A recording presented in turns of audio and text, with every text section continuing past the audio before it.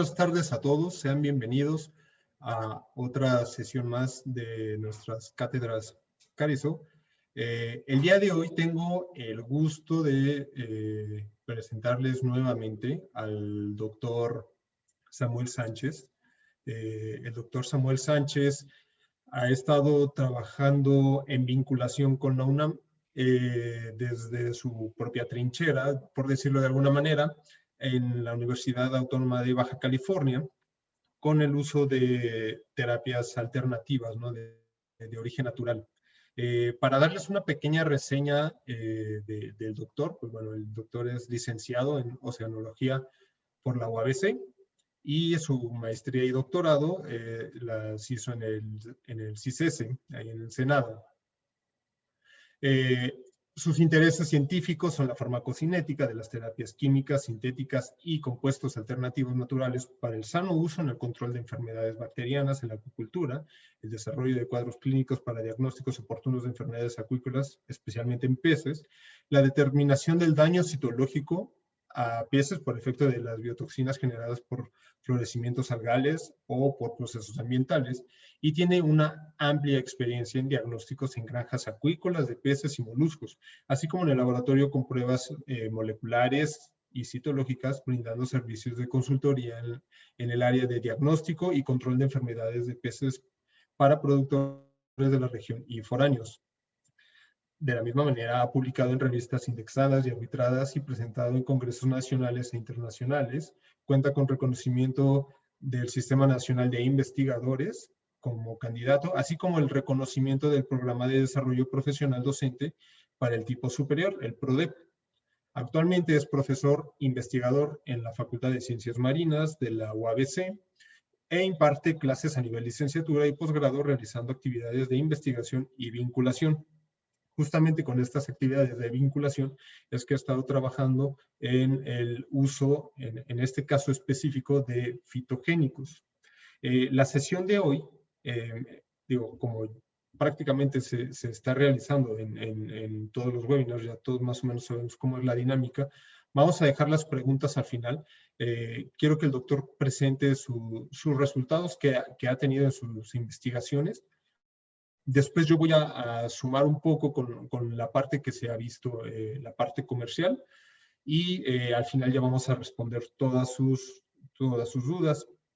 Y bueno, ya nada más por último, bueno, me presento, mi nombre es Adrián Ríos y soy el gerente técnico de Laboratorios Carrizo. Y bueno, en esta ocasión, como ya les había comentado, tengo el gusto de presentarles al doctor Samuel. Doctor Samuel, por favor, si nos hace el favor de comenzar con su plática. Hola, ¿cómo están? Buenas tardes. Mucho gusto de estar aquí con ustedes, compartiéndoles esta información y pues adentrándonos un poquito a esto que es el cultivo de camarones. Todos estos resultados que les voy a presentar en un momento surgieron a partir de ciertas investigaciones que estuve realizando, más en cuestiones de cultivos de peces marinos. Y sin embargo se empieza a extrapolar todo esto que se ha estado encontrando y me da mucho gusto podérselos compartir, que aún esa comunidad de acuicultura que se está registrando en México empiece a crecer y que vean que toda esta investigación que se está generando alrededor de estas terapias alternativas pues están disponibles para ustedes. Eso es lo que buscamos, que esa investigación que se está generando en nuestros centros de trabajo pues pueda rendir frutos en la producción, ¿no? Y que seamos ese motor de cambio pues en la acuicultura del país, y que tenga unas buenas soluciones para ustedes, ¿no? Entonces, les voy a empezar a compartir mi presentación. Bueno, ahorita que ¿puedo, César, quitar eso?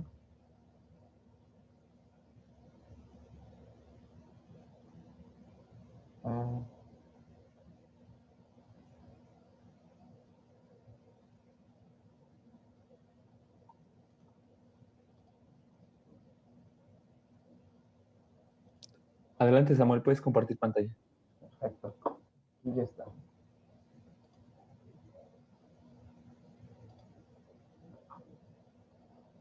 Pues muy bien, entonces, como ustedes vieron en la invitación, pues les vamos a compartir un poquito de esta información, de esos resultados que hemos tenido en campo con el uso de los fitogénicos.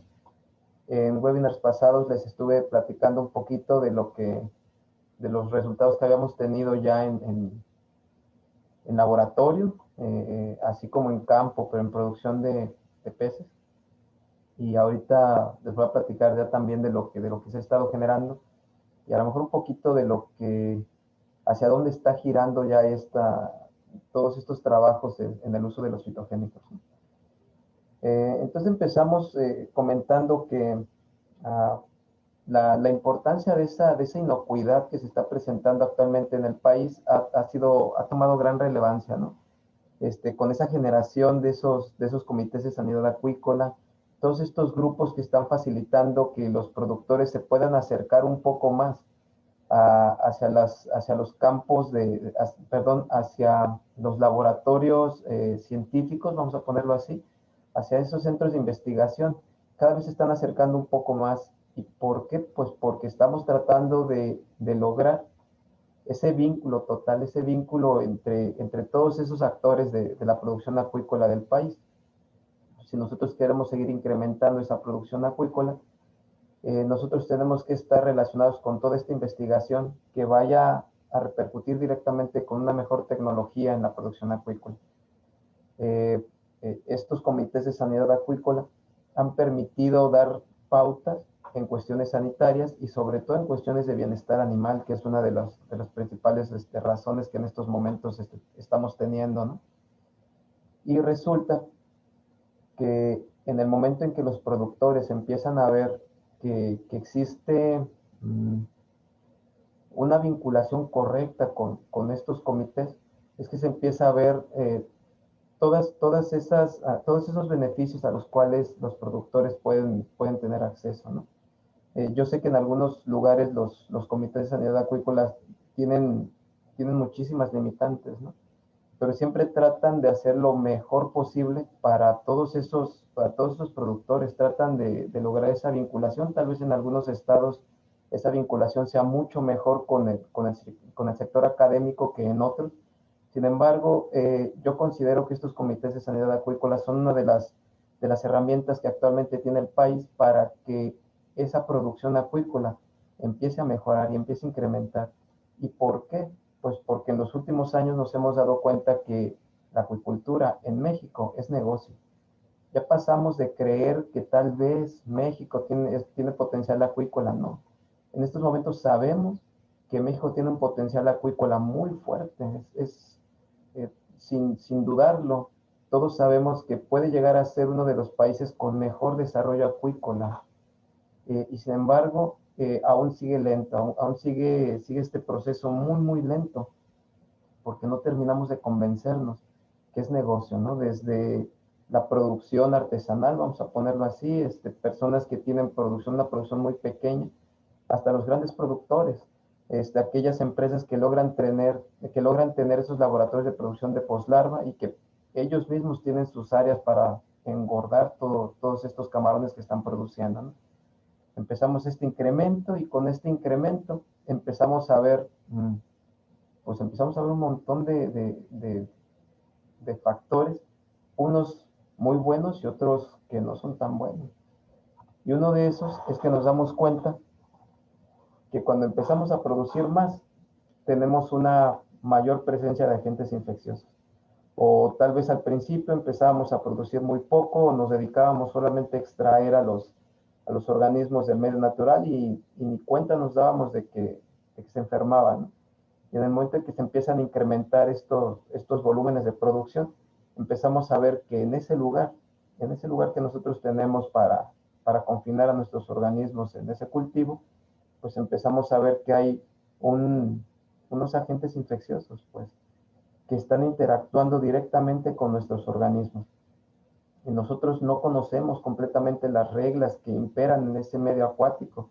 Y nos tenemos que empezar a adentrar para tratar de vislumbrar cómo es ese ambiente donde nuestros organismos están conviviendo, ¿no? Están viviendo junto con estos agentes infecciosos que en su estado natural pues no representan ningún problema, ¿no?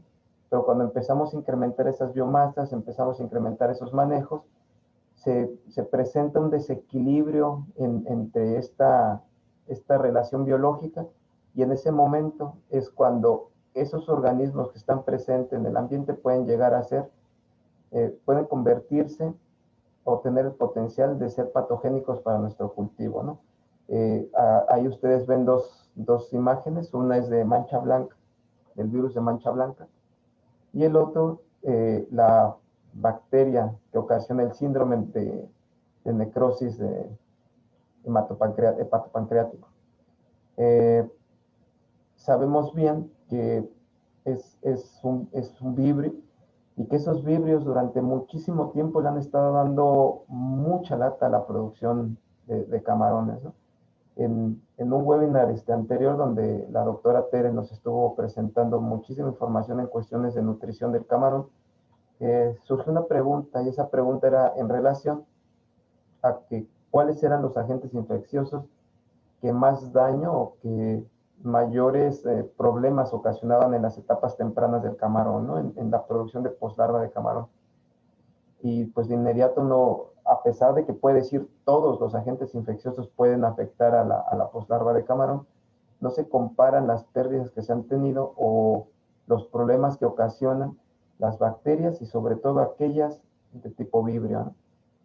Muchísimas bacterias tipo vibrio, y muerte temprana, que así se le bautizó regularmente ese síndrome de necrosis hepatopancreática, es ocasionada por un vibrio que regularmente estaba ahí, y al parecer todo indica que incrementó su virulencia. Su patogenicidad sigue siendo igual, tiene la misma capacidad de poder parasitar a un agente infeccioso, perdón, tiene la misma capacidad de poder parasitar a los camarones. Sin embargo, ya estando dentro de su hospedero, provoca mayores daños. Eso es lo que se ha presentado y lo que se ha estado viendo, ¿no? Cómo ese organismo que ahí estaba, que ya estaba presente, de repente empieza a ocasionar mayores daños, y tenemos un problema muy serio, ¿no? Siempre que se presentan estos agentes infecciosos, hablando específicamente de las bacterias, nosotros inmediatamente recurrimos a algo, a una terapia bien específica. Si yo en estos momentos les preguntara a ustedes qué es lo que utilizan para el control de bacterias, de inmediato ustedes me dirían pues, los antibióticos, ¿no? Y justo estos antibióticos son los que nos han permitido controlar estos episodios, nos han permitido resolver el problema que ya tenemos en ese lugar, ¿no? Y les presento dos tablas. La primera tabla es la lista de los antibióticos que están permitidos en la camaronicultura y que están normados, pues que ustedes pueden encontrar en las normas oficiales mexicanas, ¿no? Viene cuánto tienes que darle, cuál es la dosis y durante cuánto tiempo tienes que dar esa terapia, ¿no? Entonces tenemos de la oxitetraciclina, pasando por el cloranfenicol, enrofloxacina, entre un montón más, ¿no? Y vemos cómo varían, ¿no? Cómo varían esas cantidades que se empiezan a utilizar. Y en la otra tabla que les muestro, es algo contradictorio, pues, con lo que se está estableciendo, ¿no? Entonces, vemos aquellas bacterias del género vibrio que han presentado esa resistencia que en la mayoría de los productores, en que algunos de los que nos están acompañando, pues han oído tanto, pues, y que tantos problemas ha dado, y que es un tema pendiente que tenemos en el control de enfermedades, pues. Cómo esa resistencia se ha ido incrementando y se ha comenzado a tener muchísimos problemas en la producción acuícola. Entonces tenemos que de todas estas bacterias tipo del género vibrio, vemos que para cloranfenicol resistentes hubo una, de intermedio 18 y sensible 45, ¿no? Pero si nos fijamos en la enrofloxacina, tenemos que no hay resistencia, pues, de intermedio 3 y sensibles 89, ¿no? Peroxitetraciclina, tenemos 43 que son resistentes, 43 géneros del Vibrio que son resistentes ya a esas dosis recomendadas, ¿no? Y solamente 29 son sensibles.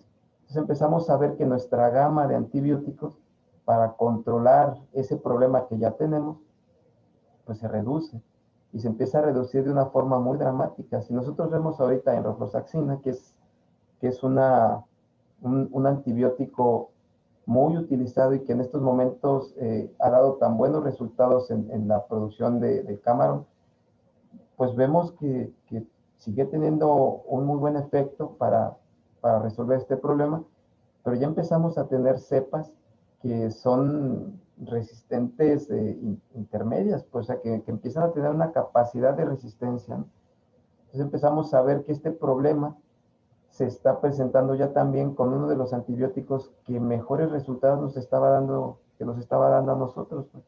Pero ¿cómo funciona esto? O sea, siempre como que el tema de esa resistencia bacteriana siempre se ha quedado a medias y no terminamos de especificar cómo se presenta esto.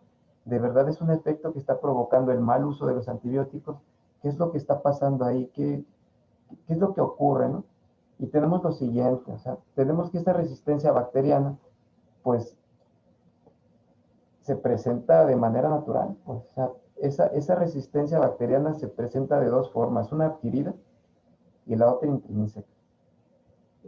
Es una probabilidad, o sea, eso de estar intrínseca es una probabilidad de que una bacteria de repente tenga la capacidad de ser resistente a un antibiótico, que tenga la capacidad dentro de su material genético de generar las herramientas necesarias para contrarrestar el efecto antimicrobiano, ¿ok? Pero eso es natural y así se encuentra, o sea, les digo, por cuestiones de azar, solamente por probabilidad es que podemos encontrar esto, ¿no?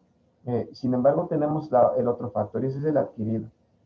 Son esos mecanismos genéticos, pero que alguien los provocó, alguien indujo a que se presentara esto. Entonces, esto se da por cuestiones de transferencia de material genético.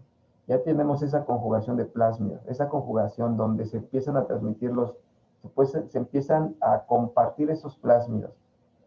También tenemos esa transducción donde un virus específico para bacterias, esos bacteriófagos, pueden introducir un material genético que le está dando la capacidad de resistir el efecto de un antimicrobiano. Tenemos esa transformación que se da a partir de que encuentra material fragmentado de las bacterias y lo incorpora a esta otra bacteria y viene ahí por azar, encontró que había una parte de ese material genético de esa bacteria que se destruyó, que le está dando la capacidad de resistir alguna cierta concentración de antibiótico, ¿no? Y tenemos la de transposones, que yo tengo la capacidad de poder modificar mi material genético, ¿ok? Entonces, si ustedes se dan cuenta, esta resistencia bacteriana, pues por sí sola no es tanto que nosotros le estemos provocando, sino que de manera natural se está presentando también. Y entonces, ¿por qué le echamos tanto la culpa a los antibióticos? O sea, ¿qué es lo que está pasando? ¿Realmente son los malos de la película? Los antibióticos por sí solos son los que están ocasionando todo este problema. Pues resulta lo siguiente.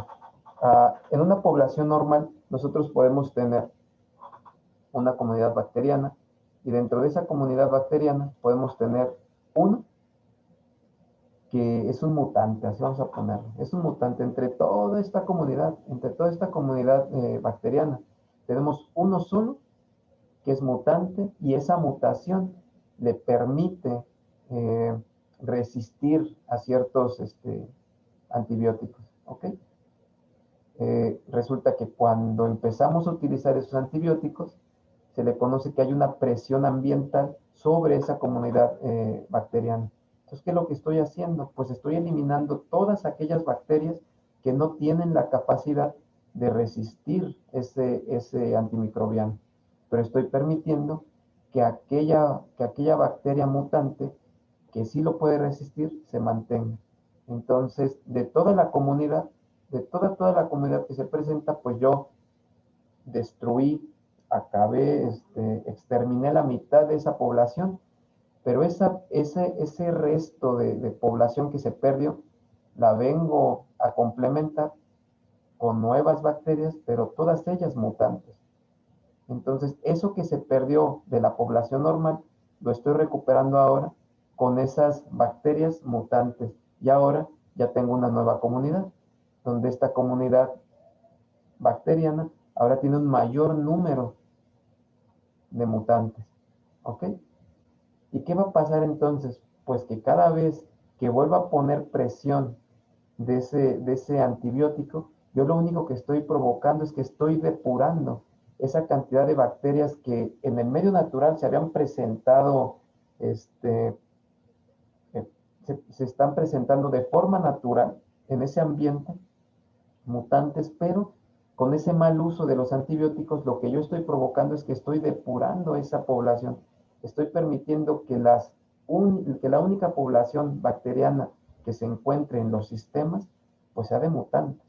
Eso es lo que está pasando. Naturalmente está, pero con los malos manejos que le estoy dando al uso de los antibióticos, lo que yo estoy provocando es que estoy permitiendo que las únicas bacterias que se mantengan en el ambiente son todas aquellas mutantes, todas aquellas que tienen genes de resistencia. Y una vez que están en contacto con la comunidad normal de las bacterias, puede haber una comunicación entre bacterias y se puede estar llevando a cabo una transferencia de estos genes o de este material genético que va a transformar a esta comunidad bacteriana y va a convertirlas todas en mutantes. Todas van a tener la capacidad de tolerar esa presión de los antimicrobianos. De ahí que es tan importante ese manejo correcto de los antibióticos. En estos momentos se acaban de dar cuenta ustedes, bueno, es probable que desde hace mucho tiempo ustedes lo conocían, que no solamente es el problema de que nosotros estemos utilizando de más antibióticos, que estemos utilizando indiscriminadamente esos antibióticos o cualquiera de estas situaciones, sino que en el medio natural se encuentran presentes estas bacterias y en el momento en que yo empiezo a utilizar antibióticos, estoy depurando esa población. ¿Ok? Este problema ha tomado niveles alarmantes, pues, y se han estado uniendo ya ahora los diferentes asociaciones, grupos gubernamentales alrededor del mundo, ¿no? ¿Por qué pasa esto? Porque muchos de estos antibióticos que nosotros estamos utilizando en la producción pecuaria o acuícola, pues están llegando al consumidor final y están llegando en unas concentraciones muy, muy bajas. Yo utilizo antibiótico para controlar ese efecto que se está presentando en mis camarones. No espero el suficiente tiempo para que se depure y lo comercializo. Una cantidad muy baja de antibióticos puede estar dentro de esos camarones que van al consumo. El consumidor se come esos camarones, pero también con una concentración muy, muy baja de antibióticos. Y lo que está provocando es que le está enseñando o le está mostrando a esa bacteria cómo puede modificar o le está dando un ambiente lo suficientemente bueno para que pueda mutar. Le está dando ese ambiente propicio para que sepa cómo controlar el efecto de esos agentes antimicrobianos. De ahí la importancia que en estos momentos es el control de esos antibióticos, tratar de hacer de una mejor manera el uso de esos antibióticos. Entonces, de ahí que surge esa terapia con los fitogénicos. Cuando regularmente empezamos a platicar de los fitogénicos y empezamos a hablar el uso de plantas medicinales, inmediatamente estoy seguro que a su mente viene esto, estas terapias relajantes, todo en cuestiones de salud, de belleza y todo eso, pero resulta que ese uso de esos fitogénicos no va en ese rumbo. Los fitogénicos son todos aquellos compuestos bioactivos que son derivados de las plantas, ¿no? Y que ya han sido probados. Pero ¿a qué me refiero esto? Pues de que se ha visto cuáles son esos agentes activos, cuál es esa proporción del material vegetal que me está permitiendo un control o un control antimicrobiano, una mejora en la digestión o una mejor asimilación de algún compuesto. Entonces, todos estos compuestos han tomado una gran relevancia, especialmente por todos los efectos que se están presentando en cuestiones de los antibióticos. Entonces, es una alternativa muy viable para ese control. A raíz de esto es cuando yo empiezo a retomar esta investigación y empiezo a ver que todos estos compuestos, vaya que sí tienen un muy buen efecto en cuestiones de control bacteriano especialmente, ¿no? Que es de lo que yo les voy a presentar en estos momentos. Entonces, ya en otros webinars les he platicado que me pongo en contacto con laboratorios que producen estos compuestos estos productos a nivel comercial, y empiezo a probarlos, ¿no? Pero lo primero que hago, pues, es ver si tienen algún efecto de inhibición, y lo pongo contra enrotroxaxina en este caso, ¿no? Y este es el halo de inhibición que genera ese fitogénico. Una vez que compruebo que hay una inhibición, pues lo que tengo que hacer ahora es encontrar la concentración mínima inhibitoria de ese compuesto. Una vez que tengo esa concentración mínima inhibitoria, voy a probar entonces qué tan efectivo es en los diferentes procesos productivos de la acuicultura. Y con lo primero que empiezo a ver es qué potencial tiene para sanitizar el agua de los cultivos, ¿no? En este caso les presento dos imágenes. En este caso, esta es agua de cultivo de rotíferos, donde solamente hice una prueba con diferentes concentraciones del fitogénico y quería ver qué tan efectivo era, ¿no? El medio de cultivo que ustedes están viendo es un medio específico para el cultivo de vibrios, de 4 vibrios muy específicos, y el que ustedes ven ahí de color azul es vibrio paremolit. Entonces vemos que el fitogénico estaba preparado a punto 3, punto 6, punto 8 y punto 9. Y por esos colores que se presentan, es muy evidente cómo al incrementar esa concentración de los fitogénicos, el efecto en el control bacteriano pues se va incrementando, ¿no? Es muy eficiente, es muy claro lo que está presentando. Entonces, una vez que veo esto, pues trato de probar ya en la sanitización, pero de los rotíferos como tal. Y empiezo a ver que es un efecto extremadamente bueno, pues teniendo esta siguiente figura, donde de una siembra directa, sin utilizar ninguno de los dos fitogénicos, en mi placa blanco, tuve un crecimiento de 74 unidades formadoras de colonias, ¿no?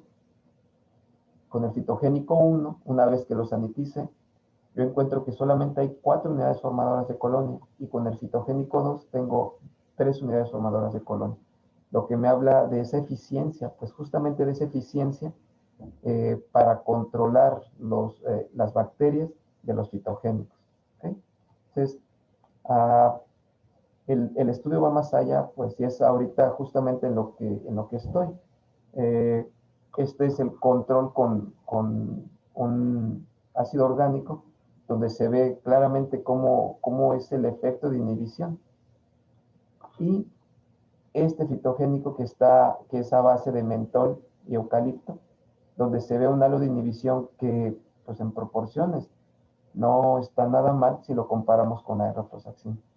A raíz de estos estudios, de estos resultados, se contactan conmigo de Laboratorios Carrizo, porque estaban interesados en hacer un estudio ya directamente en granjas de producción de poslarvas de camarón.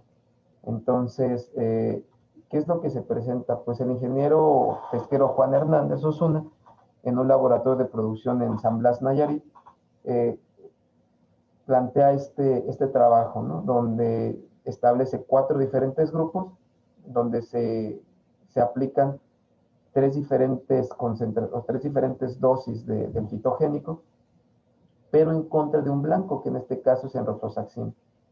Entonces, las dosis que él establece son 10, 15 y 20 partes por millón, y enrofloxacina al 20% en 10 partes por millón, que es lo que regularmente se está utilizando.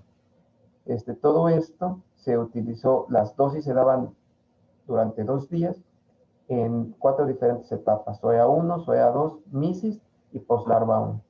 ¿Okay? ¿Qué es lo que se estaba evaluando ahí?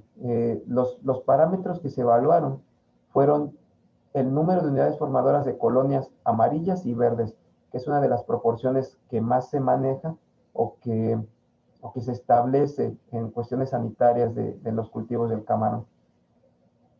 Por otro lado, también se evalúa el porcentaje de unidades formadoras de colonias que crecieron en TCBS en proporción con las que crecen en un medio de TSA, pero en el sedimento. Y finalmente, se evalúa el porcentaje de sobrevivencia total, de viabilidad, donde se ve el porcentaje de sobrevivencia posterior a la prueba, y también en el momento en que se realiza el envío de las poslarvas. ¿Okay? Ahora, ¿y qué fue lo que encontraron? ¿Qué fue lo que se encontró ahí? Pues en primera, encontraron que, de acuerdo a sus resultados, en el grupo 1, donde era este fitogénico líquido en 10 partes por millón, pues tenían un rango medio, donde se establece ese rango medio, nos habla de que se llega a tener un crecimiento de bacterias que va entre los 600 y las 1000 unidades formadoras de colonias amarillas, y verdes 400 a 600. ¿Okay? Pero lo que a mí me llamó mucho más la atención de estos resultados son aquellos resultados que se presentan en el grupo 2 y en el grupo 4. Si ustedes observan esto, ¿por qué esos dos grupos? Yo empiezo a encontrar un efecto muy eficiente de control de bacterias cuando tengo esa concentración líquida de 15 partes por millón. Sin embargo, no hay una diferencia significativa en el grupo 3, donde estoy incrementando a 20 partes por millón. ¿Okay? Entonces, lo que me indica que una de las mejores proporciones para el uso de este fitogénico es esas 15 partes por millón. Y sin embargo, cuando lo comparamos con ese grupo control, que es la enrofloxacina, en enrofloxacina seguimos teniendo un nivel alto, pues, de las unidades formadoras de colonia que nosotros estamos encontrando, lo que nos habla que muy probablemente el uso de este fitogénico está siendo muchísimo más eficiente que la enrofloxacina. Hay muchísimas razones por las que se pueden estar presentando esto, ¿no? Y de entrada podemos ver que este fitogénico a 15 partes por millón nos está dando unos muy buenos resultados. ¿Sí?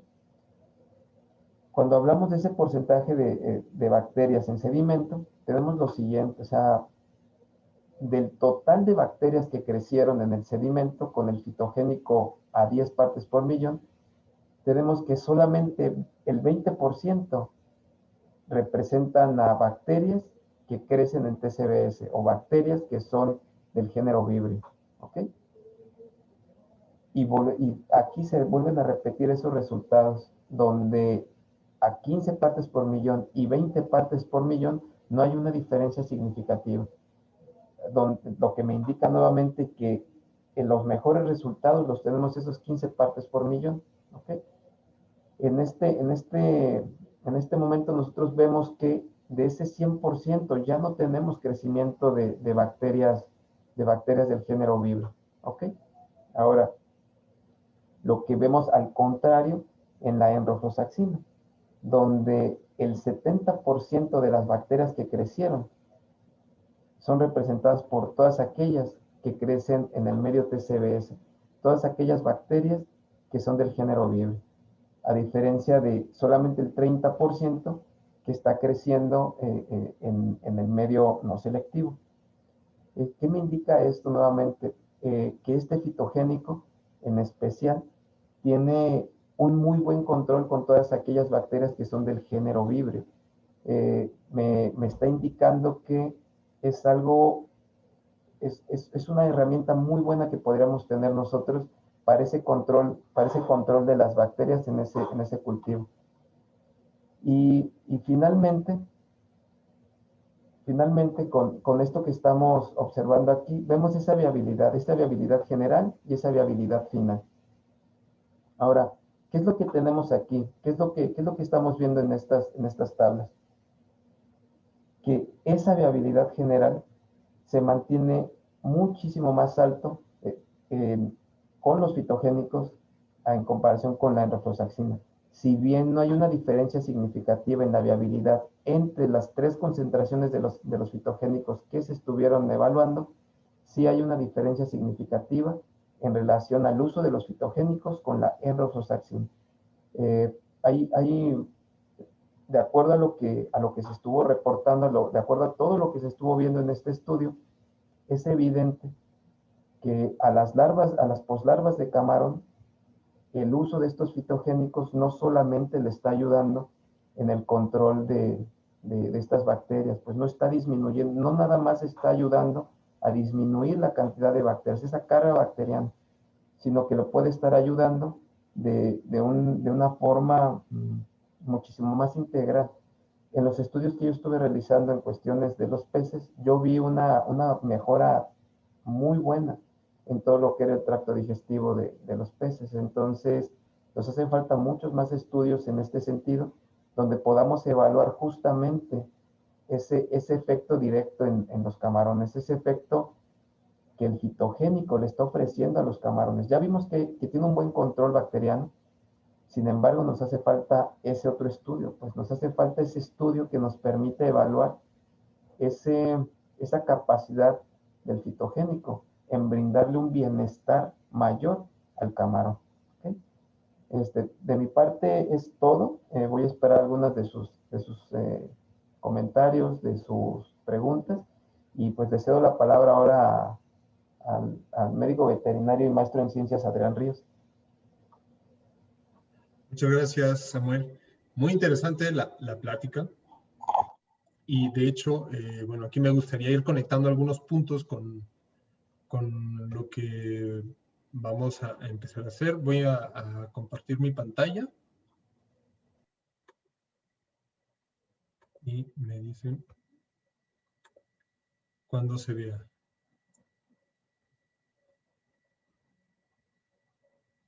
¿Ok?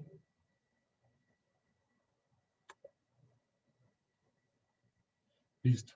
Pues bueno, algo muy interesante que justo mencionaba Samuel en su plática era sobre la importancia de las resistencias antimicrobianas, ¿no? Estos productos, como bien ya nos estuvo platicando aquí y en otros webinars, ¿no? Pues el modo de acción es muy diferente al que se tiene en la... como los antimicrobianos, ¿no? Y algo que sí hay que ser muy conscientes, o sea, no solamente es porque tenemos que ir de la mano con la tendencia, ¿no? Del consumidor que nos está exigiendo productos, bueno, donde haya un mayor control en el uso de antimicrobianos, sino también hay que ser conscientes que al final de cuentas, en la producción acuícola, o sea, el animal está inmerso, o sea, literalmente en su medio. Entonces, todo lo que salga a ese medio, pues se va a quedar ahí, ¿no? Y con esto estamos hablando de estas pequeñas trazas de antimicrobianos que al final de cuentas, pues bueno, van a jugar en nuestra contra, ¿no? En nuestra contra de manera general, ¿no? Ya si nos queremos ver tal vez muy egoístas, ¿no? Y la otra es que también como productores, pues bueno, nos vemos en la necesidad, o bueno, en el medio, o sea, nos vemos en la necesidad también de satisfacer las necesidades de una población que es creciente, o sea, cada vez está creciendo más esta población y requiere que se le ofrezca proteína de origen animal de calidad, ¿no? Entonces, pues va de la mano. Estos resultados fueron obtenidos en una prueba que se hizo en Sinaloa. Esto fue en la engorda. Aquí lo que se hizo fue medir únicamente pues, los parámetros productivos, ¿no? O sea, ver de qué manera van a tener una repercusión en la administración de estos productos en la producción. En este caso, muy en particular, fue el producto, se llama Coxan, que está hecho a base de carbacrol, timol y alicina. Carbacrol y timol son dos compuestos que vienen del orégano y que de hecho son uno de los segundos metabolitos de las plantas, de esta planta del orégano, pero de los que más contiene el aceite esencial de orégano. Y se ha demostrado, digo, ya hay muchos artículos que lo respaldan, que la combinación de estos dos compuestos tienen una gran actividad como antimicrobianos, ¿no? Por su parte, la lisina, pues bueno, se sabe que el uso del ajo como antimicrobiano, pues bueno, tiene añísimos. De hecho, en alguna de las revisiones que estuve haciendo, pues yo llegué a encontrar artículos desde 1950, o sea, 50 y tantos, ¿no? Entonces, eso quiere decir que en los 50 ya se estaba publicando acerca de la capacidad antimicrobiana que tiene el ajo. Y de ahí, pues bueno, ya se empezó a trabajar más acerca de sus componentes. En este caso, la lisina, pues bueno, es un componente sulfurado, ¿no? del ajo, que tiene actividad como antimicrobiano, como antioxidante, ¿no? Y que de cierta manera también con esto podemos ayudar justamente a procurar el bienestar de los animales, ¿no? Que igual, o sea, si nos queremos ver muy fríos, pues un animal que no se le garantiza su bienestar, pues no va a producir. Entonces, esto es algo básico, ¿no? La salud dentro del bienestar. Entonces, como les comentaba, el objetivo fue probar este producto a base de carbacrol, timol y alicina en la engorda del camarón. El alimento que se utilizó fue el apicamarón 35 de Maltatexo y fue justamente en su granja experimental, ¿no? que está ubicada ahí en la bahía de Bacorewis, en Ahome, Sinaloa. Se usaron organismos libres de patógenos. Este dato es muy importante. Los organismos estaban libres de patógenos. Fueron 4.500 organismos de 3 gramos que se dividieron en 20 jaulas. Y en estas 20 jaulas, pues bueno, se hicieron 3 tratamientos, que fue obviamente el control y el Coxan, pero además también quisimos doblar la dosis. La dosis de 1 kilogramo es la dosis recomendada y en este caso, bueno, quisimos doblar la dosis. La prueba se dio durante 57 días y se dan 2 raciones al día de alimento. La prueba, bueno, en cuanto a las condiciones y la calidad del agua, la prueba se realizó en condiciones normales, ¿no? Por lo que los organismos estaban expuestos a cambios en el clima, ¿no? Ambientales, de patógenos. Vaya, era una prueba comercial, ¿no? Como se podría denominar. Y bueno, aquí están los parámetros. Cambio el puntero para que sea más visible. Los parámetros de turbidez, pH, salinidad, la temperatura, todo, bueno, aquí están los promedios mínimos y los máximos, ¿no? Cómo se midió la salinidad, cómo se midió el oxígeno disuelto, los nitritos, nitratos y el amonio, ¿no? Aquí también. Sin embargo, cuando ya habíamos sembrado los animales, una de lo que hacíamos de las mediciones era cada semana ir midiendo, obviamente, cómo iba pues el aumento de peso, la ganancia. Sin embargo, a los 6 días de cultivo, hubo un brote justamente de esta enfermedad de la necrosis aguda del hepatopáncreas, por lo cual pues los organismos se vieron desafiados, ¿no? a la enfermedad como podría pasar en cualquiera de las producciones, ¿no? En cualquier producción. Y quisimos seguir adelante, de hecho nos dieron la opción, ¿no sabe qué? Vamos a detener la prueba, si quieren, y volvemos a sembrar. Quisimos seguir adelante justamente por eso, ¿no? Porque pues no hay nada más, yo creo, válido que una prueba en la que se ve desafiado de manera natural los animales, ¿no? Como le pasaría a cualquier productor. Y bueno, en este caso, lo único que se cambió fue que obviamente ya se tenía programada una medición al día 7, esa se tuvo que saltar hasta el día 14 para no estresar de más a los animales, considerando que, pues bueno, estaban atravesando un cuadro clínico. Este fue el análisis proximal del alimento, ¿no? El control, Coxan y el Coxan a 2 kilogramos. Como podemos ver, no había mucha variación. Entonces, todos estuvieron bajo las mismas condiciones nutricionales. En este caso, en el crecimiento, pues bueno, este es el promedio de la tasa de crecimiento semanal que hubo por animal. Entonces, estamos hablando que el animal en condiciones control creció 1.69 gramos por semana.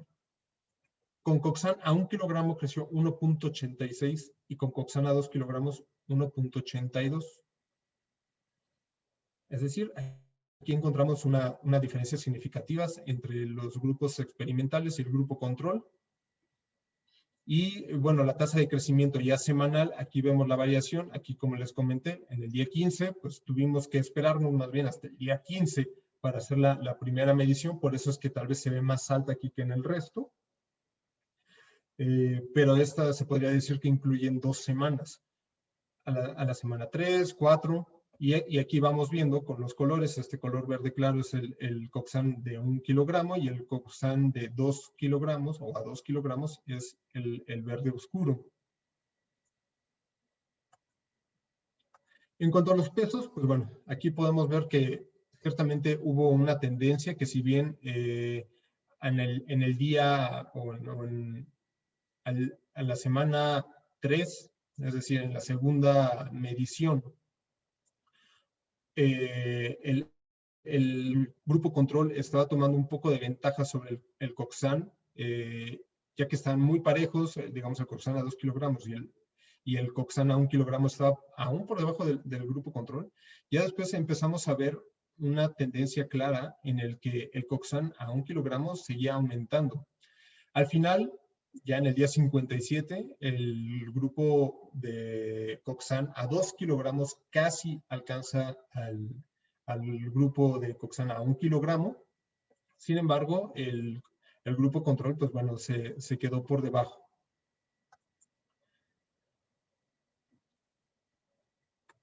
Aquí, no se estoy moviendo porque me aparecen aquí las fotos de los panelistas. Los tratamientos, pues bueno, aquí vemos el peso inicial, como les decía, fue de 3 kilogramos con una variación mínima. El peso final fue de 14 kilogramos y ahí, entonces aquí ya vemos los pesos ganados, ¿no? Es decir, aquí tuvimos, estos son gramos, son 11 gramos, entonces 0.3 gramos más en promedio tuvieron tanto Coxan 1 como Coxan 2 contra el control. Y bueno, esto ya nos vamos a la bibliografía para compararlo. Estos compuestos encontramos que tienen efectos al potencial rendimiento y el crecimiento de los animales. ¿Por qué? Porque, pues bueno, nos van a dar beneficios sobre el metabolismo de los lípidos y sus propiedades antimicrobianas y antioxidantes. Hay mucha bibliografía al respecto, sobre todo en producción terrestre, ¿no? Es decir, con animales como cerdos, aves, ¿no? Es donde se han estudiado mucho. Y bueno, ya últimamente más se ha empezado a estudiar el efecto en la producción acuícola. En cuanto al factor de conversión alimenticia, pues bueno, vemos aquí es similar el que tuvo tanto el grupo control como el grupo Coxan 2, sin embargo, el Coxan 1 sí logró disminuir la conversión alimenticia, lo cual, bueno, es claro, ¿no? Por las ganancias que tuvo. ¿Y por qué? Pues bueno, igual si lo comparamos con los resultados que se han obtenido en la bibliografía, pues la capacidad que tienen de estimular el proceso digestivo, ¿no? En cuanto a la biomasa, que es lo importante porque al final de cuentas el productor vende kilogramos de camarón, no vende tanto piezas de camarón. Pues bueno, vemos igual que esta es la biomasa final, ¿no? Aquí estamos hablando de kilos y la biomasa ganada, ¿no? Entonces aquí vemos que hubo una diferencia de unos 700 gramos, aproximadamente, más de 700 gramos, y en el caso del Coxan 2, pues bueno, fue una diferencia de 500 gramos. Aún así, ambas dosis demostraron tener un mejor efecto contra el control, ¿no? Entonces, es aquí lo que les decía, o sea, aquí hubo una diferencia en la biomasa final de Coxan a 1 kilogramo, de 761 contra el control, 759 contra el control en la biomasa ganada, y de 587 en la final de 2 kilogramos, 578. Aquí lo mismo, vemos la biomasa inicial, la biomasa final y la biomasa ganada. Los aditivos fitogénicos en el alimento tienen efectos beneficiosos sobre las funciones intestinales normales, el rendimiento general, la calidad de la carne y la seguridad en el almacenamiento. Bueno, entonces, ¿qué vemos aquí? Que finalmente sí estamos teniendo resultados que además van de acuerdo a lo que otros investigadores de manera más experimental, ¿no? En condiciones experimentales han ido demostrando, en el que con estos compuestos donde se ha visto, por ejemplo, en otras especies, pues bueno, van a ayudar a la integridad intestinal, ¿no? Van a ayudar a mejorar el metabolismo de los animales, de la digestión, van a ayudar contra reacciones oxidantes, nos van a ayudar también en cuestión del estrés, ¿no? Simplemente por condiciones climáticas, por condiciones de manejo, de producción en general. Y bueno, la supervivencia, que también es parte importante y que está relacionada con la biomasa, pues bueno, aquí la vemos. Se sembraron 1.125 animales por cada grupo, y la supervivencia, pues bueno, aquí vemos, claro, ¿no? Tenemos 40 animales más al final en el Coxan a 1 kilogramo y 30 animales más en el Coxan a 2 kilogramos. Si lo vemos como porcentajes, pues bueno, tenemos 3 y 2% más de supervivencia en los animales, ¿no? Y esto, bueno, si bien también tiene que ver con la cuestión de reducir todo el microbismo patógeno que pudiera haber dentro del sistema digestivo de los animales, pero también tiene que ver con cuestiones como que este tipo de productos va a potenciar el sistema inmune y tienen también, son potenciales antiinflamatorios, ¿no? Entonces, en cuestiones de estrés pueden ayudar mucho dentro de la producción animal. Y bueno, básicamente esos fueron los resultados obtenidos en esta prueba en campo. Sin embargo, pues bueno, también, digo, antes de irnos a la parte de las preguntas que ya nos han estado llegando, hay, por muchos investigadores, muchos institutos, hay una serie de resultados que tal vez no son concluyentes, porque no siempre se pueden repetir y porque han ido cambiando las condiciones bajo las cuales se van estudiando estos productos. Hay que recordar que estos productos, o sea, primero se obtiene el aceite esencial, ¿no? Esencial no porque sean esenciales como los aminoácidos, ¿no? O sea, sino por la esencia, ¿no? Y posteriormente de estos se van extrayendo compuestos, y estos compuestos son ya, por ejemplo, en este caso, el carbacriol, el timol y la lisina. Entonces, las situaciones y las condiciones dentro de la investigación que se han llevado, les digo, por otros investigadores, otros institutos, pues bueno, ha variado un poco. Entonces, esta es la necesidad de concretar, bueno, estos son los compuestos, cuál es el resultado y cuál es el efecto real que tienen. Y es algo que actualmente estamos trabajando con la Universidad Autónoma de Baja California, junto con el doctor Samuel, y también si le quieren echar un vistazo, tenemos por allá otro webinar que hicimos con la doctora Tere Viana. Con la doctora Tere Viana también vamos a empezar a trabajar este tipo de productos justamente en, bueno, no de productos, sino más bien de compuestos en la producción de camarón.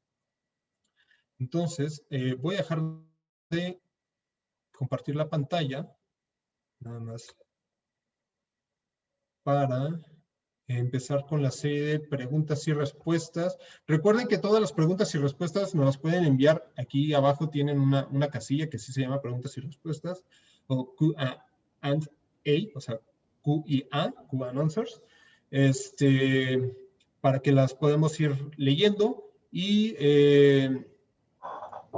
pueden ver este webinar, lo pueden volver a ver y pueden ver los pasados, donde también el doctor Samuel ya nos ha dado pláticas muy interesantes en nuestra página de Facebook. Ahí le voy a pedir a César que nos apoye con la dirección ahí en los comentarios para que todos puedan verlo.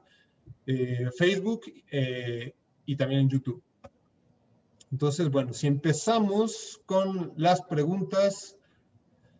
Miguel Rodríguez Garay nos pregunta, buenas noches, ¿los fitogénicos funcionan frente a infecciones bacterianas y virales? Doctor Samuel. Ok, los fitogénicos, tal y como los he estado probando ahorita, solamente los he probado en contra de bacterias, ¿ok? Sin embargo, hay muchos estudios que nos hablan de que sí, que efectivamente tienen un efecto directo también contra virus. Lamentablemente no se han probado en acuicultura. En acuicultura, donde se ha experimentado un poquito y se ha tratado de utilizar son los ácidos orgánicos. Entonces, uno de los ejemplos que ahorita yo les ponía es que empecé a trabajar con un ácido orgánico que es un monoglutirato, si no mal recuerdo, pero también tiene carbacro. Entonces, me dio unos muy buenos resultados. Y es justo con ese con el que voy a empezar a trabajar también cuestiones de infecciones virales. Vamos a ver qué tal funciona y les informaré qué tal.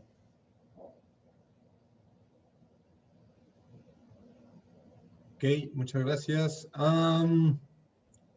Miguel Rodríguez Garay también nos pregunta si los fitogénicos pueden funcionar sobre los cuerpos vermiformes en el hepatopáncreas para controlar toxinas de cianófitas.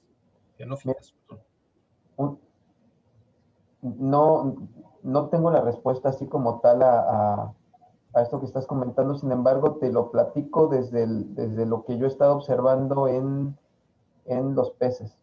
Yo he notado en peces que el hígado tiene una regeneración muchísimo más rápida con estos fitogénicos. He visto que justamente una aparente esteatosis, una acumulación de grasa dentro de los hepatocitos, empieza a disminuir con el uso de los fitogénicos. ¿Por qué lo relaciono? Si bien no son iguales, casi te podría decir que en el momento en que empecemos a hacer ese estudio sobre el hepatopáncreas en cuestiones de análisis histológico y todo esto, casi te podría decir que vamos a encontrar algo parecido. Es muy probable que también tenga ese potencial de ayudar a una mejor regeneración de los efectos directos sobre el hepatopáncreas. Hay que comprobarlo, ¿no? Así es, muy interesante. Y de hecho, bueno, sumando un poquito a lo que comenta el doctor Samuel, en otras especies se ha estudiado el efecto de estos compuestos, sobre todo en protozoarios, ¿no? Por ejemplo, en el caso de la coccidia, ¿no? En aves, en cerdos, en becerros. Y bueno, finalmente, pues la gregarina es, podríamos decir, un pariente, ¿no? En este caso, pero en el camarón. Y sí tienen un efecto. De hecho, lo que sí no diría que serían bueno, en este caso un coccidiostato, ¿no? Para la coccidia, perdón, un coccidicida, sino un coccidiostato, porque al final de cuentas, estos compuestos lo que van a hacer es alterar directamente la mensajería genética de las células, ¿no? En este caso del huésped, para hacer que el enterocito madure más rápido. De esta manera, ¿qué pasa? Bueno, si hacemos como que si mi mano fuera un esquema, ¿no? de un intestino, ¿no? Estas son las vellosidades y son las criptas. Realmente lo que pasaría es que la coxilla buscaría implantarse, ¿no? Dentro del enterocito. En este caso, al ser más rápido la maduración, sí se va a implantar, pero lo que no va a hacer replicarse, porque el ciclo no va a ser lo suficientemente rápido comparado con la maduración del enterocito. Por lo tanto, digamos que en este caso la coxilla o el protozoario es expulsado de manera precoz, ¿no? del enterocito. Y además la cualidad justo de esta precocidad en la maduración del intestino hace que en caso de que llegara a haber algún tipo de lesión a nivel de la mucosa intestinal, esta sea, pues bueno, sane mucho más rápido que de manera normal. Y por lo tanto, pues bueno, la actividad normal, como es la absorción, ¿no? de los nutrientes, pues bueno, se restablezca mucho antes. Y por lo tanto, también la ganancia de peso se continúe o se restablezca, ¿no? Espectador anónimo nos pregunta si la resistencia bacterial es transmitida verticalmente. Si se tratan padrotes, ¿los núcleos vienen resistentes a este tipo de antibiótico utilizado? Ok. Cuando hablamos de esa resistencia bacteriana, hablamos, bueno, de esa resistencia a los antibióticos, hablamos de la resistencia que se presenta por parte de las bacterias, no por parte de los, de estos casos, las larvas del camarón. Entonces, no sé si iba relacionado con eso la pregunta, ¿no? Si es así, creo que se había entendido por ese lado, ¿no? Entonces, no sé si nos quiera volver a escribir porque así la entendí yo, como que se entendió mal lo de la resistencia bacteriana, que es en realidad la resistencia que tienen las bacterias a los antibióticos. Sí, así es. Entonces, bueno, ahí es espectador anónimo, por favor, si nos vuelve a mandar su pregunta o si era eso lo que nos quería mandar. También otro espectador, no sé si es el mismo, dice, ¿cómo prepara los discos de sensibilidad con el fitogénico? Ok. Los sensidiscos, en este caso se utiliza papel film de 6 milímetros de diámetro, ¿no? Y a cada uno de ellos se le ponen 10 microlitros del fitogénico o del antimicrobiano que quieras probar. Entonces, de esa forma es como se preparan. Cuando puedes hacerlo, hay otra técnica donde primeramente los impregnas y después de eso los dejas en la estufa hasta que sequen y así se queda el agente activo y eliminas todo el vehículo, si nada más se queda ese agente activo. Muchas gracias. Aquí estaba viendo que también aquí en los comentarios, digo, les pido que nos manden las preguntas y perdón, sus preguntas acá a la parte de preguntas y respuestas, porque es más fácil que nosotros la podamos visualizar aquí en un chat, ¿no? En una ventana que tenemos. Sin embargo, por aquí vi una pregunta que nos mandó Luber, que dice, perdón, no alcanzo a ver el apellido, por eso nomás lo menciono como Luber. Nos pregunta si al colocar el fitogénico en cantidad de 15 partes por millón en SOEA 2 no altera el medio como las algas y los probióticos. Ok. Fíjate que esa es una de las investigaciones que tenemos pendientes. Actualmente, el cultivo de camarón en Biofloc está tomando una gran relevancia, pues sí es un tema muy, muy pendiente, ¿no? ¿Qué es lo que estamos proponiendo para una nueva investigación? Es ver cómo interactúan esos fitogénicos con ese microhábitat que se está presentando, con toda esa comunidad, con esa microcomunidad que se está presentando ahí. Necesitamos ver cómo es esa interacción. ¿Qué es lo que nosotros hemos visto? Que es muy probable que el ambiente que le ofrece los fitogénicos vaya a favorecer la presencia de los microorganismos que son adecuados para ese hábitat. Hemos visto que ese ambiente propicia su mejor crecimiento e inhibe el crecimiento de agentes que son potencialmente patogénicos. Lo tenemos que comprobar. Todavía tenemos que comprobar eso, pero en términos generales es muy probable que vayamos a tener un resultado que nos indique que sí favorece esa comunidad adecuada. Ok. También por acá nos mandaba justo una pregunta similar, pero era con 10 partes por millón. Bueno, entonces, pero básicamente la respuesta pues, es la misma.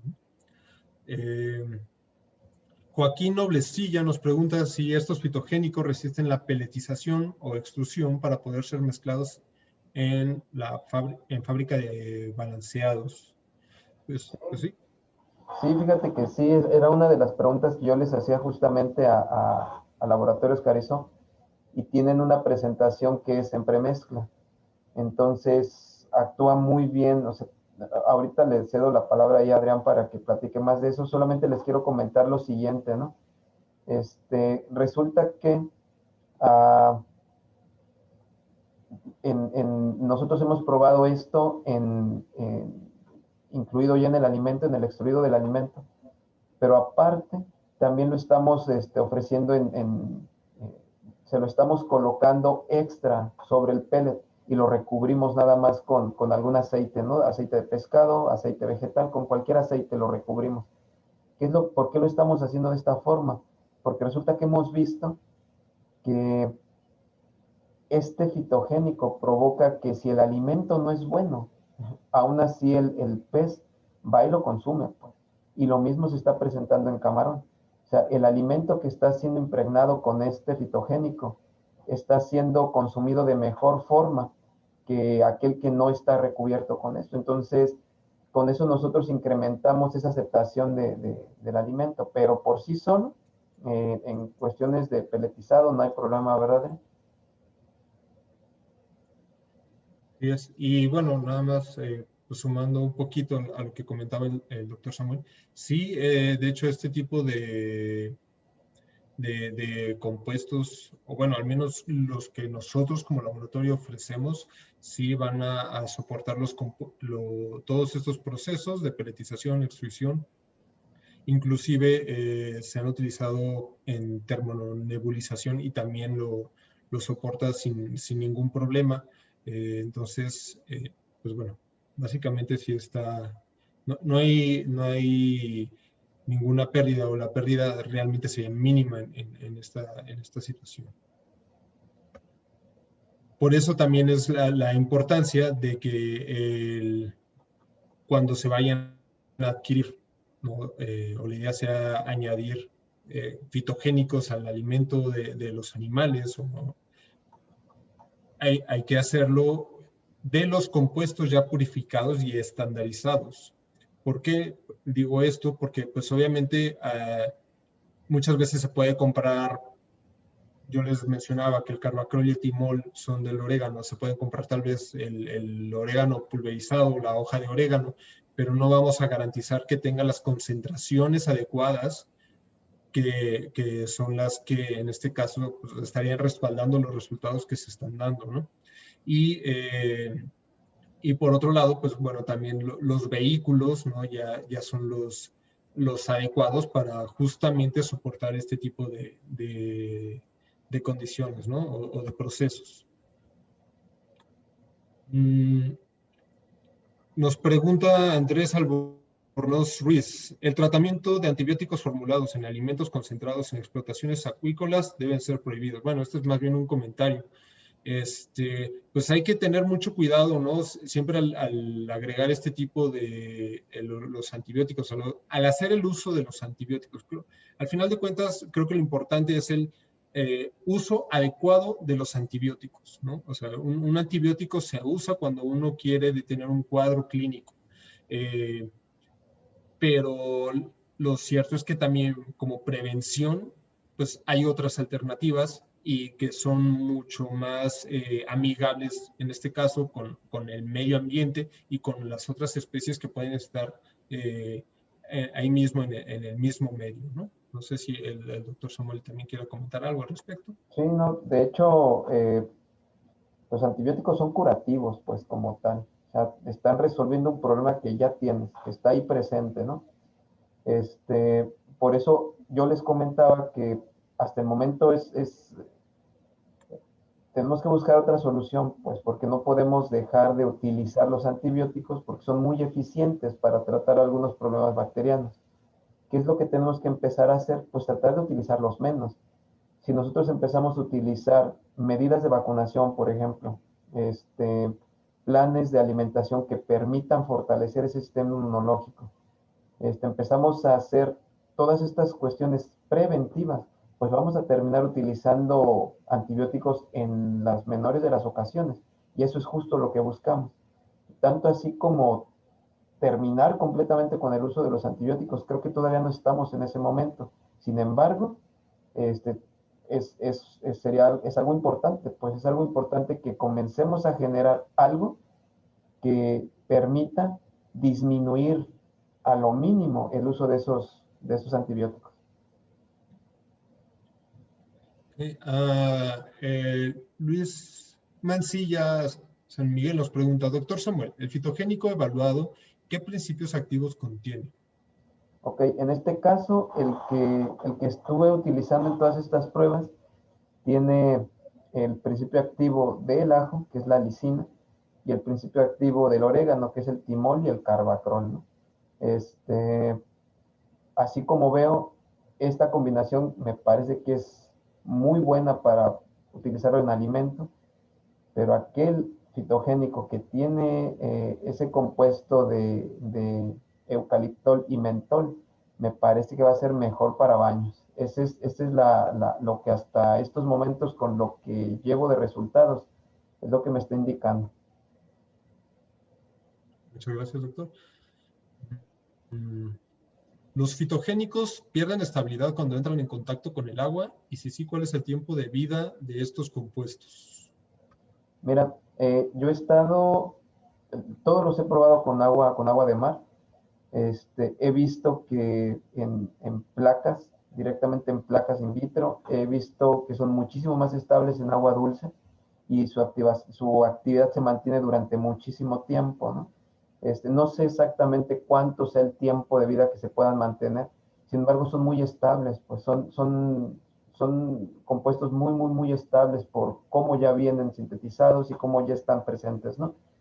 Te puedo comentar que los halos de inhibición que se mantienen en una placa y este medio de cultivo yo lo preparo con agua de mar, se mantiene hasta por un mes.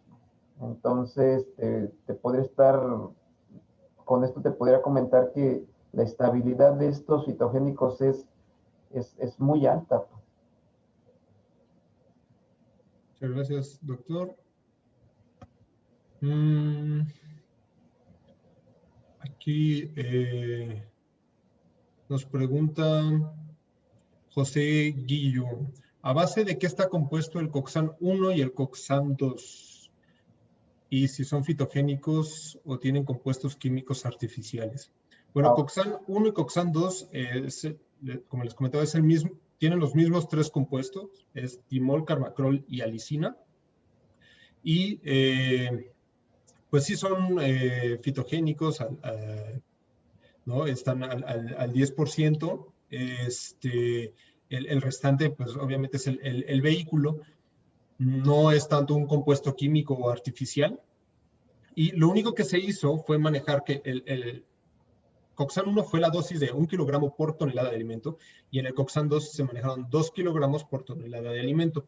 Esto se decidió porque en otras pruebas y por experiencias también de manera comercial, se había utilizado justamente el Coxan doblando la dosis, es decir, a 2 litros o 2 kilogramos por tonelada de alimento, justamente para el control de la gregarina. Entonces, lo que queríamos era pues ver de manera, digamos, práctica cómo se estarían comportando estas dos dosis, ¿no? Y cuál sería la diferencia entre ellos.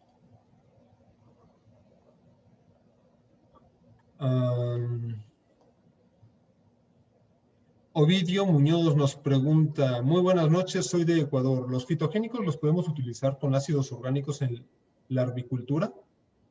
Okay. Sí, claro, claro, claro. Te comento lo siguiente, Ovidio. Una inquietud que yo tenía con el uso de los fitogénicos en el cultivo larvario es porque estos fitogénicos están más recomendados en esas etapas, pues en esas etapas críticas, en esas etapas donde son susceptibles a muchísimas infecciones, ¿no? Bueno, a diferentes agentes infecciosos. Sin embargo, yo había revisado publicaciones donde el uso de fitogénicos grado laboratorio estaba provocando muchísimos problemas pues en los cultivos larvales. Problemas de deformidades, problemas de intoxicaciones muy severas. Entonces, de ahí era mi intención de encontrar esa dosis, pues de encontrar esa concentración mínima inhibitoria y comenzar con esos, ¿no? Una vez que se tuvieron en laboratorio, a mí me interesaba mucho que se probaran estos, ¿no? Y resulta que estas dosis que se presentan, en ninguna presentaron estos efectos negativos, ¿no? Para mí fueron unos muy buenos resultados. Lo mismo puede ser esta combinación, pues, este uso de esos fitogénicos con esos ácidos orgánicos. Lo único es que tenemos que probar esos ácidos orgánicos que ya tenemos, pues que ya tenemos aquí a la venta, ¿no? Que ya están comerciales, porque ahorita que sirva de paso esto, ¿no? Siempre que hablamos de esos fitogénicos y que hablamos que es el ajo, que es el orégano, mentol y todo, no dudo que de repente algunos productores pudieran decir, pues yo voy a moler mis ajos, pues, o voy a moler ese orégano y se los voy a dar. No es así, tengan mucho cuidado porque si bien el uso de los antibióticos debe estar controlado, el uso de los fitogénicos también, pues, y no es que vayamos al mercado, los compremos y los otorguemos. No, o sea, de ahí es la importancia de estos estudios, pues, y de que se usen productos que ya están estandarizados, pues, y que están disponibles para ustedes, pero bajo un estricto control de dosis. Sí.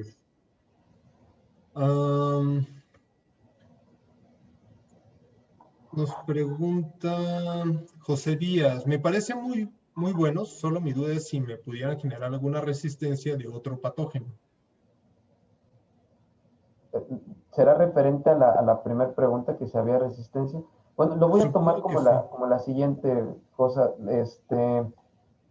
Como en todo ser vivo, al estar en contacto con el estresor, pueden mutar.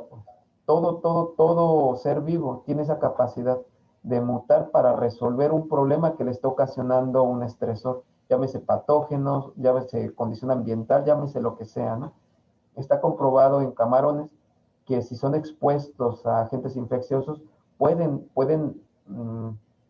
desarrollar inmunidad que les permita enfrentarse de mejor forma a los agentes infecciosos. Se ha probado muchas veces, en mancha blanca es una de las cosas que han hecho, tener líneas genéticas que son resistentes a estos agentes infecciosos y sí se han logrado con muy buenos resultados. Sí es. Bueno, espero que haya ayudado a responder esta duda. Por acá nos pregunta, bueno, el espectador anónimo ya nos contestó y nos pone Si se tratan padrotes con un antibiótico, habrá una resistencia bacterial, si el tratamiento no se hace correctamente. En este caso, al tener un desove, los núcleos o las OEAs obtenidos al presentar un episodio de enfermedad tendrán resistencia al antibiótico con el que se trató a los padrotes. Ok. Creo que va de la siguiente forma. Los, los camarones, quiero pensar que va por este lado. Los camarones, a pesar de que tienen su sistema inmune como cualquier ser vivo, no tienen un sistema inmune de los vertebrados, no tienen ese sistema inmune de memoria, ¿ok? Entonces, tienen su sistema inmune, pero no tienen esa capacidad de guardar esa información para saber cómo atacar a ese agente infeccioso que se presenta. Entonces, directamente esa inmunidad no se pasa directamente a la nueva progenie, ¿no? Sin embargo, genéticamente, si el reproductor, los padres de esta nueva generación ya presentaron esa inmunidad, ya tienen esa capacidad de resistir a un agente infeccioso, sí tienen la capacidad de pasarle, de transmitirle esa información a su descendencia. ¿Ok?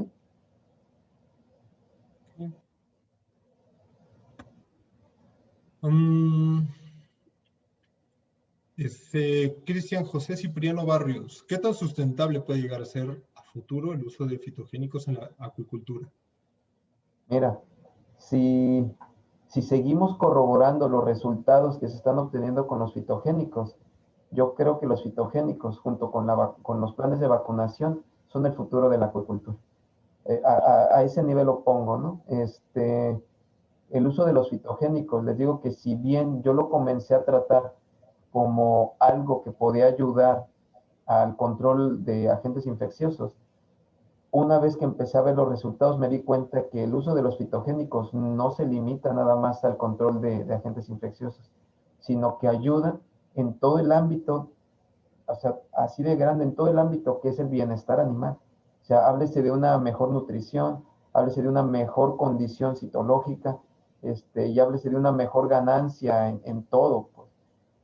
Por esas razones que, de acuerdo a los resultados que se han obtenido, yo creo que los fitogénicos sí pueden ser muy viables, puede ser algo muy alentador para la acuicultura y les digo, junto con los planes de vacunación, me parece que es una de las mejores líneas que se tiene ahorita en la acuicultura. Y bueno, si me permite nada más sumar un poco a lo que comenta el doctor, es que por acá también no sé si sea el mismo, otro espectador anónimo pregunta si las bacterias pueden llegar a desarrollar resistencia a los fitogénicos en algún momento, ¿no? Entonces quiero retomar justo esto que acabas de comentar, que es muy importante. O sea, los fitogénicos presentan una gama, así me gusta comentarlo, es una gama de actividades o de efectos. Algunos de ellos están enfocados o tienen actividad sobre las bacterias, ¿no? Y pueden actuar de formas diversas dependiendo el compuesto. En la mayoría de ellos actúan de manera muy similar a lo que hace de manera directa a un acidificante, ¿no? ¿Qué quiero decir con eso? Pues bueno, que van a aumentar la permeabilidad de las membranas de las bacterias. Por lo tanto, la mezcla de los compuestos lo que va a hacer es que pues aumentan la permeabilidad y otros compuestos van a actuar directamente sobre la síntesis de proteínas, ¿no? Sobre el núcleo. Entonces, a mí me gusta referir que justamente el núcleo, pues es el cerebro, pero también es la gónada de las bacterias. Entonces, cuando controlamos, ¿no? O afectamos tanto el cerebro como la parte reproductora de algo o de alguien, pues evidentemente lo que vamos a producir pues son bacterias deformes, bacterias que no hacen, que no se pueden comunicar entre ellas, que no sintetizan las proteínas y su ADN de manera normal. Entonces, pues todo esto, o sea, al tener una gama de efectos, ¿no? También nos da que si una bacteria quiere ser resistente al efecto de un fitogénico, pues tal vez va a ser al de uno, ¿no? Pero entonces le quedan todos estos efectos. Y además de que el fitogénico también va a actuar, o sea, porque recordar que hay dos puntos, ¿no? Es que actúa de manera in vivo y actúa de manera in vitro. Entonces, por decirlo de alguna manera, in vitro sería de forma directa con la bacteria, pero in vivo sería ya directamente con el animal, cómo el animal reacciona al consumo del fitogénico ante una situación de estrés que pudiera ser, por ejemplo, una infección o una infección bacteriana, ¿no? ¿Cómo va a desarrollar inmunidad? ¿Cómo va a desarrollar, cómo se van a empezar a expresar sus genes? Entonces, hay justamente por eso decir, es como todo un arsenal, ¿no? De la manera en la que estos fitogénicos o estos compuestos pueden ayudar al animal, ¿no? A combatir a las bacterias. Y pues bueno, y retomar un poquito, ¿no? la pregunta anterior, que era qué tan sustentable puede llegar el uso de los fitogénicos en la acuicultura, pues yo también, junto con el doctor Samuel, creo que es realmente el futuro, ¿no? de la producción animal en general. No solamente de la acuicultura, pero en muy particular caso de la acuicultura, yo creo que sí lo es, porque ya estamos hablando de productos que no van a afectar tanto el medio como, por ejemplo, es el caso de los antimicrobianos, ¿no? Que no por sí solos han hecho ese daño, sino también se ha debido pues a un uso indiscriminado, ¿no? Vamos con otra pregunta.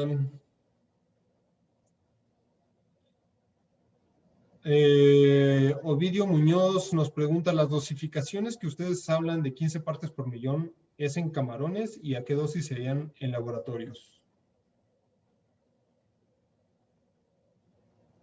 Esas 15 partes por millón son 0.015 mililitros por litro. Eso es lo que se estaría utilizando, o a eso equivaldría. No sé si eso es a lo que te refieres. Esas mismas dosis son esas dosis parten de mi estudio de las concentraciones mínimas inhibitorias. Ok, entonces a ver si eso ayuda, o si no, que nos vuelva a preguntar. Andrés Albornoz Ruiz, muchas gracias por la información, los felicito por sus estudios e investigación, sigan con estos trabajos. Muchas gracias. Miguel Rodríguez Garay nos pregunta si se desea aplicar fitogénicos para un problema bacteriano y reforzar la flora intestinal del camarón. ¿Se pueden utilizar junto con probióticos tipo lactobacillus? Sí, fíjate que es algo que últimamente han estado preguntándome mucho y que la respuesta viene hasta el momento. Es la siguiente. Una de las cuestiones que hacen los fitogénicos es acidificar el ambiente, pues ese microhábitat donde se están desarrollando, ¿no? Y resulta que para la mayoría de las bacterias con potencial patogénico, los ambientes ácidos no les gustan, no les favorecen para sus crecimientos. Lo contrario para los probióticos, para todos esos lactobacilos, esos ambientes ácidos, sí les ayuda, sí les favorece para su crecimiento, para que se puedan desarrollar lo mejor posible. ¿Okay?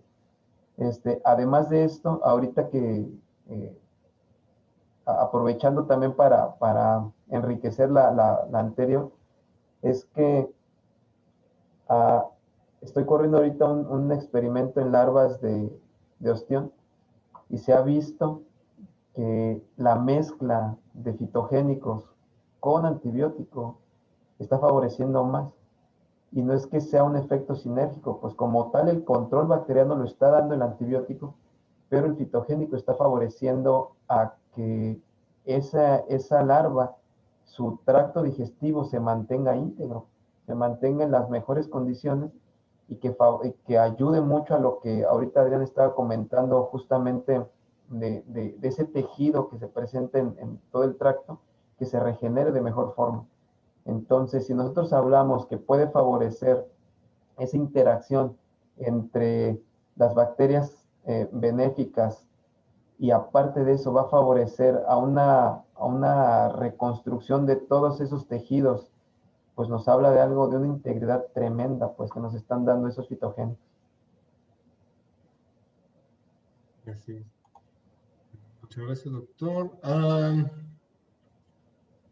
Andrés Albornoz Ruiz nos pregunta cuál sería la sobrevivencia comparativa. Pues bueno, me imagino que se refiere a la prueba en engorda.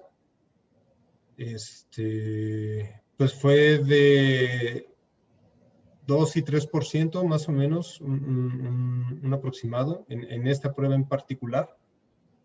En otras hemos tenido más, hemos incluso tenido hasta el 14%. Obviamente, pues como bien dicen, ¿no? Cada granja es un mundo y cada estanque es un mundo diferente, ¿no? Entonces, en estas condiciones, que también hay que recordar que es o sea, a pesar de estar en condiciones de campo, en condiciones reales,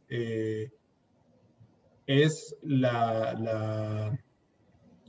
digamos, la granja experimental, ¿no? Entonces, aún así se tienen más controles, más cuidados que una granja comercial porque es más pequeña, ¿no? Se puede tener un poquito mejor de control. Entonces, en este caso fue de 2 y 3%, ¿no? Contra el control. Y finalmente, Miguel Rodríguez Garay nos pregunta, ¿cuál sería el costo aproximado por kilogramo de camarón? El costo aproximado por kilogramo de camarón medicado, pues bueno, va a depender, por aquí vi, creo que eres de Perú, entonces, pues bueno, va a depender también de los costos, ¿no? Del producto allá en tu país.